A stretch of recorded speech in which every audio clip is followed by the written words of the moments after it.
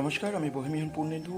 আমি এখন এগিয়ে চলেছি আন্দুলের পথে এবং মোটামুটি আমরা আন্দুলে পৌঁছে গেছি।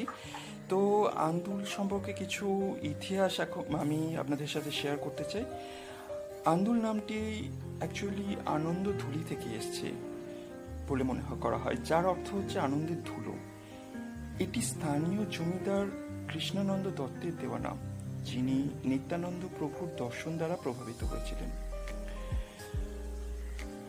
আন্দুল কলকাতার সাথে সংযোগ রয়েছে আন্দুলের, যেরকম হচ্ছে আকবরের শাসনকালে আনন্দ দত্ত চৌধুরীর পরিবার গোবিন্দ শরণ দত্তর একটি জায়গির পেয়েছিলেন, যার মধ্যে আধুনিক ময়দান, চৌরঙ্গি এবং কলকাতার ফোর্ট উইলিয়াম অন্তর্ভুক্ত ছিল।